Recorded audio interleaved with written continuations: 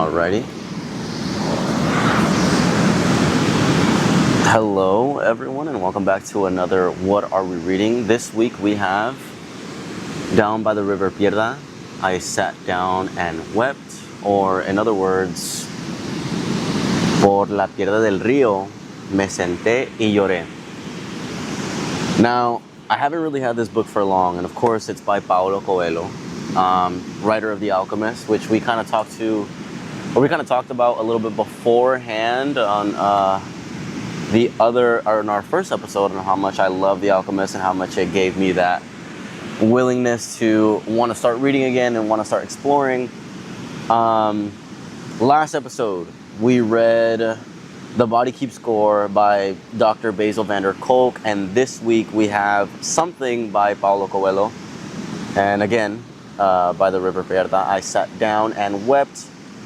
Like I said, I haven't really had this book for a long while. I went down to Verbatim Books. If you guys are in the San Diego area, go ahead and check that library out. It's one of the best ones out here. So anyways, I haven't really had it for such a long while, but given that Paulo Coelho is one of my favorite artists, I decided to just give most of his book an opportunity, because usually if I'm out and about and if I see anything by Cheryl Strayed or Basil or Paulo Coelho, those are one of my favorite artists to get into and just really just buy their books. But I finished this a while ago. And I was just not really finding the time to really sit down and talk about this book. But here we are now. I'm going to go ahead and read the front and back, which is the title, By the River Pierda, I Sat Down and Wept, by Paulo Coelho, author of The Alchemist. To love is to lose control. Rarely does adolescent love reach its full potential. But what happens when two young lovers reunite after 11 years? Time has transformed Pilar into a strong and independent woman, while her devoted childhood friend has grown into a handsome, charismatic spiritual leader. Now, they are together once again, embarking on a journey, fought with difficulties as long-buried demons of blame and resentment resurface after more than a decade. But in a small village in the French Pyrenees, by the waters of the River Pierda, a most special relationship will be re-examined in the dazzling light of life's biggest questions. And here, Paulo Coelho says, it's like a little, what he's about. Sorry. Paulo Coelho, born in Rio de Janeiro in 1947, is one of the best-selling and most influential authors in the world. The Alchemist, The Valkyries, The Fifth Mountain, 11 Minutes, The Zaire, The Witch of Portobello, Veronica Decides to Die, The Winner Stands Alone, Adultery and Hippie, among others, have sold more than 322 million copies worldwide. Sorry. Anyways, I realized that last episode I didn't really get a chance to dive into what Basil van der Kolk was really talking about. And I'm going to try to get this one take because we are kind of running out of sunlight. But I didn't really get a chance to talk enough about the book, just more about key moments about what was happening. But I think I want to dive a little bit more into what was going on in the book this time around. So we start with an invitation by, again, Pilar's friend, her childhood friend, who once loved each other in a village that they grew up together. And Pilar, which is our protagonist, gets invited to one of his speakings, one of his, get-togethers where he speaks the word of God, but not only God, but the feminine face of God. And, throughout this book, I found myself not really being enamored by it, but there was a lot of key things in here that maybe, stuck to me a lot. I have plenty of things written down, or I have a lot of things underlined. Let's see if I could just find one really quick. Okay. because I've suffered and God didn't listen to my prayers, because many times in my life I tried to love with all my heart and my love has wound up being trampled or betrayed. If God is love, he should have cared more about my feelings. And I feel like, you know, not only myself, but plenty of those around us, you know, might have, and again, I'm not any sort of religious, or I'm not, you know, too keen on Catholicism or Christianity or you know, a lot of those forms of religion. But, you know, I feel like there comes a point in time in every human's experience where not only are we praying, but also in a sense like begging for, you know, that one miracle that we hear everyone talking about. And I feel like Pilar in that moment, she was kind of being very honest and very real about the reality of the world of, hey, I could be a great person, I can be a good person, or I could be, you know, a devout person to my religion, or a devout person to my God, whatever it may be. But then it comes that time where all you really want or need is that one thing. But then in this sense, God doesn't give you that path. He's always going to show it in a way that he wants to give it to you, not in the way that you want it to be given. But yeah, we continue on with the story. She ends up going, and slowly she starts finding out what's going on with her friend, her childhood friend. And, you know, I was really enjoying the book. I was really enjoying the book so far up until like the later chapters, because, you know, Pilar was someone that came from, you know, a lot of hardship, a relationship, one where she wasn't valued, and she was kind of just sick of this love, and being reconnected with her childhood lover really made her spark up that love for love, in a sense. And, you know, throughout the book, she's finding plenty of ways to find that love, not in others, but in herself. There's a moment in the book very early on where she does go and see her childhood friend speak, and she's enamored, and she's just like, what is going on? And what did the ladies mean that you were talking about? There was a couple of ladies that went to go look at what he was speaking about, which is, again, the feminine face of God. And they're talking about he's given us back what we had lost, and this, that, and the third, and yada yada. Anyways, her childhood lover or childhood friend comes and tells her, I want you to come with me to my next speaking. Anyway, she travels far just to go see him and see the words that he speaks through. Later on in the night, she follows a woman, and she's telling her about the general knowledge of what he's speaking on and what he's giving them back. And there's the first lesson of the feminine face of God. The way that she shows herself is the water. And it's a beautiful thing because water is all around us. When I was reading this, and I was like, okay, you know, this is very nice. You know, we cry our tears, and there's that feminine face of God. Or we're surrounded, you know, wherever we are, whatever continent we're in, we're surrounded by the water. Regardless, we need the water to breathe. I mean, to live, not breathe. But, you know, there were so many occasions where, you know, Pilar was speaking a lot of these truths. Anyways, she goes on, and, you know, slowly but surely, she's finding this balance of, they like to call it, what was the word? They like to call it, what does he like to call it? He likes to call it like it's like a version. It's like a version, and I don't think I can find it, but I'm gonna see if I could try to remember. It's like two versions of yourself. One version of yourself is gonna try the hardest to save as much money as you can and just work as hard as you can, just to get to a point where you just don't have to worry about money anymore. And then the other version of you is that inner child self that, you know, is just wants to make those impulse decisions, wants to crave the attention of other things, or just wants to live in its most plain and simple way. And there's a way that he you know, I think the way that he says it, it's like the other. So to the explanation of that is like, oh, that's the other speaking. And Pilar has a lot of those moments where she's in her head a lot, and then she's telling herself, oh, that's just the other.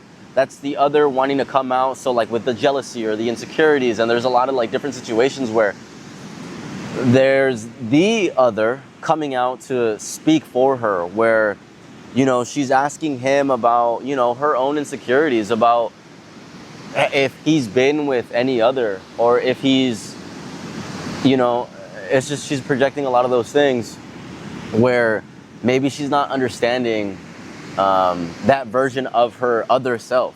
Anyways, the story goes on, and she's finding a lot of things about herself, and in a way, I do enjoy this book, but unfortunately, it didn't have that moment for me where Pilar didn't need to fall in love with this man again. She didn't have that moment of, you know, I went on this trip and I found my religion again, and I found my God again, and I'm finding my ways to reconnect with myself and the difference between the others. But yet she continues on and falls in love with this man even more, which is not in its own disappointing, but it is difficult to wrap my head around. But then again, this book is dedicated to Miss Coelho, Paulo Coelho's wife. So I would understand why maybe he might not want to like put that in, where he didn't need the man in a sense of, you know, the author of The Alchemist coming and saying, oh, well, I am this person that speaks God's words through mine in general.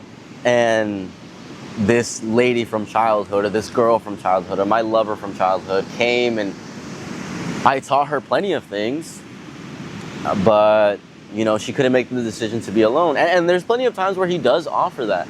He does offer, but it's just the poignant effect of love. They do end up together, and they do end up happy, and regardless, yada, yada, yada, and blah, blah, blah. There was just a lot of those moments where she would go away from him for a little while and find these things in herself, and it kind of showed up to nothing. And by the way, I love Paulo Coelho. The Alchemist, even though whatever grade reading level it may be, one of my absolute favorite books of all time. It's like I said in the beginning, this is one of the books that got me back into reading, and one of the reasons why I read a 400 page book about, you know, trauma, and the reason why I read this one, and you know, there's so many reasons of everything. But would it be one of my favorites? I'm not too sure that it would. Now, was it a good read? Absolutely. This book only had about, you know, roughly 215 pages. Okay, let's hope that's still centered. I had to go ahead and switch another battery. Is that still we're just gonna have to risk it. Overall, the journey of finding her true self, and I think it does correlate with a lot of The Alchemist, because he has a quote where he says, if a man, or if a person, what's the quote? What is the quote? What is the quote that I'm trying to find? If a man does not pursue his personal legend, then it's not true love, or in something like that. It goes along those lines. I just can't think about it right now. And in a way, that childhood lover was willing to give up whatever it was that he was gifted by the feminine face of God. And he was willing to give that up, but that was what Pilar was struggling with. And she found herself not being able to grasp the reality of being that person that takes her away from all of that. Overall, they come into this big conclusion of they don't know if he might get the gift back, but they're glad that they're together, and they get the blessing of the priest that her childhood lover, you know, works for. And overall, it was a really great book. I mean, I really enjoyed it. I wouldn't say that I didn't say that I didn't enjoy it. It was definitely something that I could have grasped on and just continue reading. But overall, Paulo Coelho, By the River Pierda, I sat down and wept. I don't know what I would give this. I would definitely give it more of like a, I would give it more of like a 6. Not a definite read, but I mean, if you have the time, yeah, go ahead and pick it up. And like I said, I'm not really that much of a religious person. I'm not connected with Catholicism. I'm not connected with Christianity. I'm not really connected with any religion, but you know, there's often times where they're just kind of, you know, not shoving that down your throat, but you know, it's very common where, you know, it keeps coming up and it keeps coming up. And I mean, if you're not really that type of person that wants to hear about, you know, these things about, you know, religion, but wants to hear about other personalities and other versions of yourselves where, you know, there's one half of you that just needs to save and save and save and save money and continue to save money and continue to save money. Or if you're struggling with that other part of yourself, that innocent version of yourself or that childhood version of yourself where, hey, maybe I am not making the decisions I want, or I'm not living for myself, I'm living for others. And, you know, Pilar puts it in a way, her growth puts it in a way where, wow, maybe I need to focus on those terms or those features that I am lacking on. And I'm glad that, you know, in the story, he was able to show Pilar that. I just wish that, you know, like in the back of the cover where it says that she's now a strong, independent woman, I just didn't receive that at face value. Because if she really was that strong, independent woman, from this trip, she would have, you know, not needed him as much. But then, you know, I feel like maybe I might put him a little bit too low of a bar. But either way, it was still a great read. But again, yeah, I just wish she hadn't I wish she just hadn't fallen into that love of another person by attraction instead of finding that inner love and that inner peace by herself. But either way, good book. Would recommend if you have the time. Again, if you're not a religious person, I wouldn't really recommend it. Because he does kind of, it is present in all his books, but 6 out of 10. Honestly, I was a little bit disappointed by Mr. Coelho, but overall, great book, short read. I mean, it only took me about like 2 days to read, and that was like me at work and then me at home. But overall, good time. I enjoyed it. I'm looking forward to reading The Valkyries because I also bought that book. I also bought a different one, but I just can't remember which title. So I probably do want to go down all his books and then at the end revisit The Alchemist and then kind of talk to you guys about that. But yeah, overall, let me know if you guys have read this book. Let me know if you guys enjoyed it. Now, let's go for the tradition of why don't you go ahead and stare at this beautiful sunset that I'm looking at while there's people walking by.